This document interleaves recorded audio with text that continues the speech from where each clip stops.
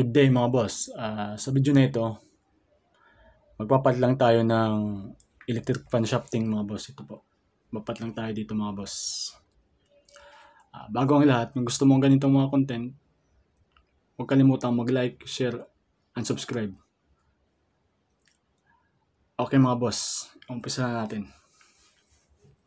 Mga boss, tanggalin lang natin yung kanyang spacer.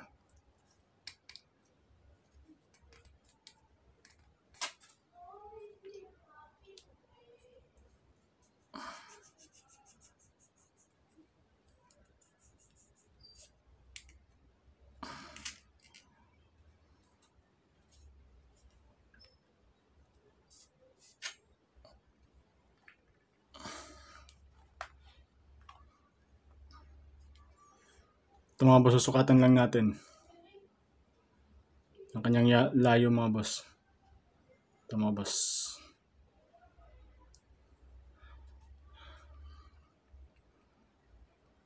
Pwede din kayong gumamit ng walis tingting mga boss para panukat nyo mga boss, para matansya nyo kung gaano kalayo. Dito tayo magsusukat sa likod.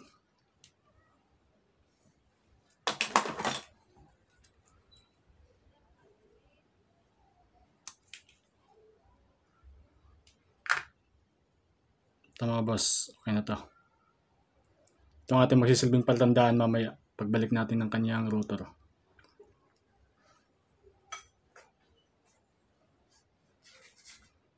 Ayan mo na ito mga boss.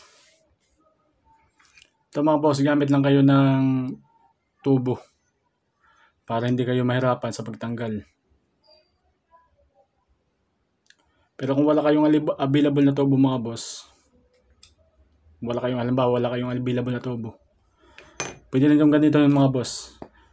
Kuha lang kayo ng pamukpok. Wala kayong available na tubo mga boss, hawakan nyo lang maigi. Ito mga boss.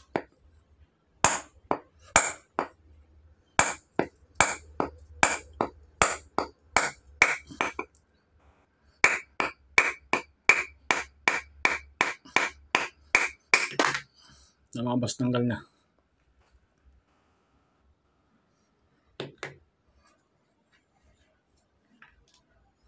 Ito mga boss, papalitan natin ito mga boss.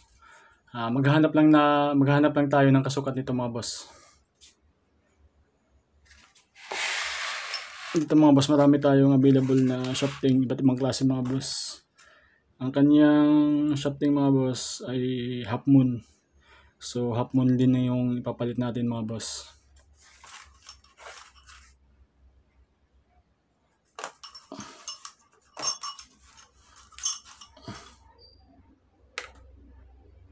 Ito full moon to mga boss. Half moon. Ito mga boss.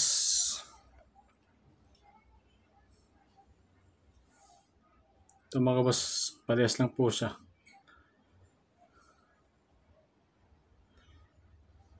Dapat mga boss, kapag i-comparison nyo, yung kanyang lagayan ng circle clip mga boss, dapat magkaparehas.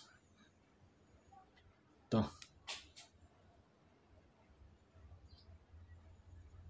I-comparison nyo muna mga boss bago nyo palitan. Ito mga boss, magkaparehas lang siya. So itong ipapalit natin mga boss.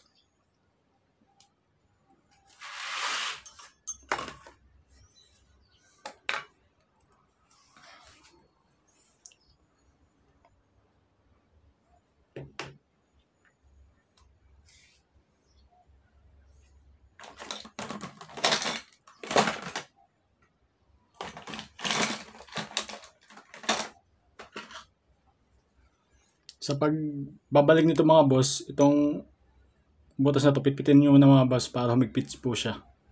Ito. Pipitpitin muna natin ito mga boss para humigpit po siya. Para sa balik natin shafting, hindi siya lumuwag. Ito mga boss.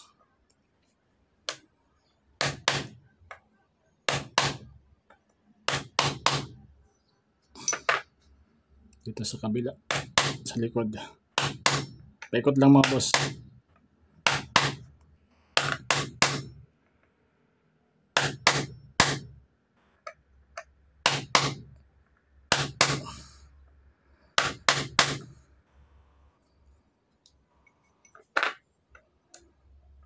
Ang purpose nito mga boss, para yung kanyang shafting hindi lumuwag.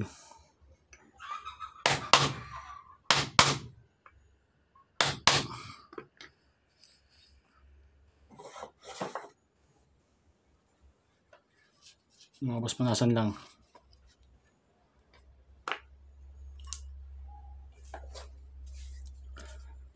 Sa pagbabalik dito mga boss, ito mga boss ng ating shafting. Dito naman tayo sa una magpupukpok.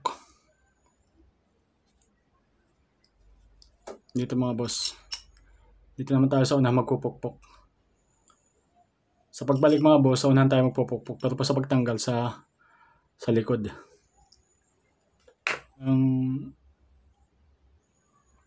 Ina-advise ko mga boss, magpapalit kayo ng shafting. Ito mga boss. Huwag kayong gagamit ng martilyo mga boss o bakal na pumukpok, kasi yung ating shafting pwede itong mapitpit mga boss. Ito pwede itong mapitpit, masisira to, o pwede matamaan yung kanyang thread. Kaya pinapayo ko mga boss, gamit kayo ng kahoy. Ito, pamukpok kahoy lang gagamitin nyo. Okay mga boss, ibalik na natin. Ito mga boss. Gagamit ng tayo ng tubo mga boss.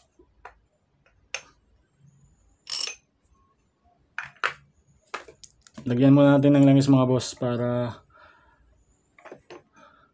swabe siyang ipasok, walang gaanong friction. Ito mga boss.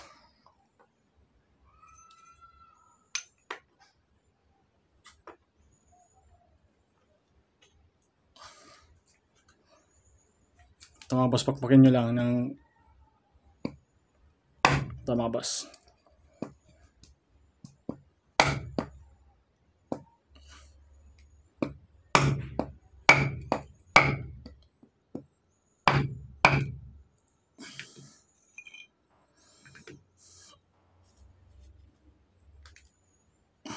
Ito po ang ginawa natin kaninang palatandaan mga boss.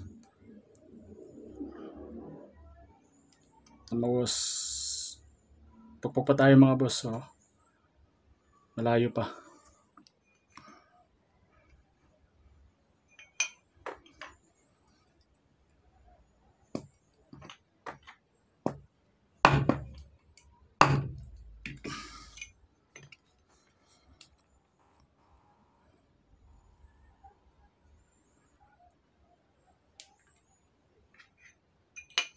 Hindi pa mga boss.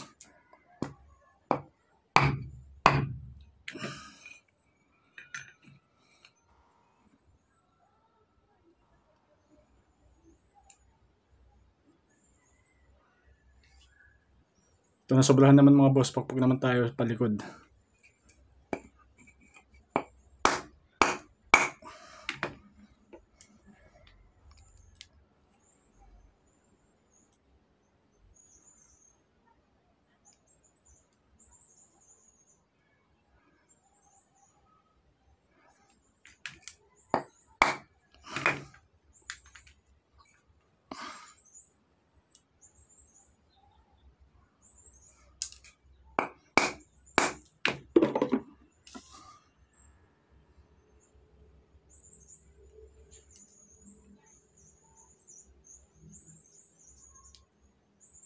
Ito mga boss, pwede na.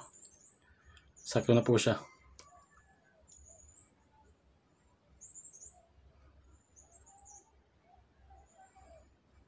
Ito mga boss, sakto na po siya.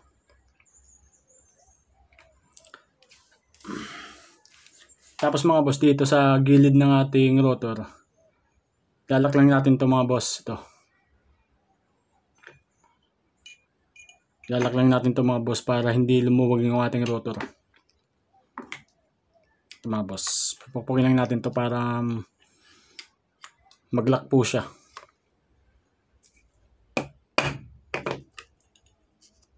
Baikot lang mga boss.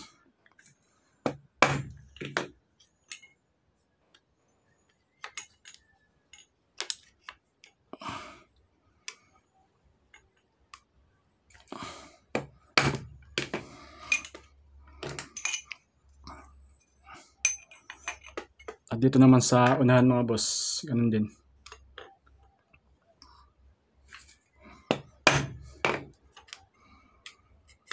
Paikot lang mga boss.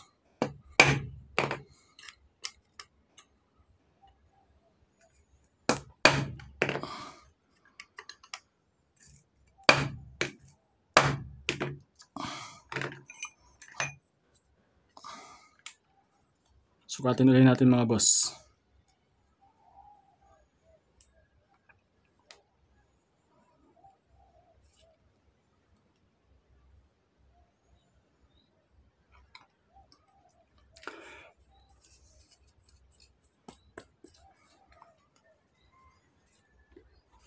Lagyan lang natin lang yung langis mga boss.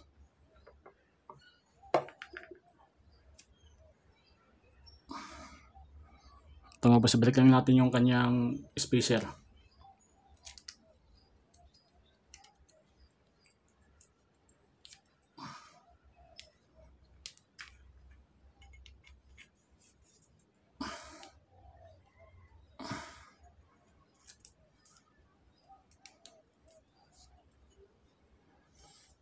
Ito mga boss, tapos na mga boss. Bago na po yung ating shafting, makinis po siya.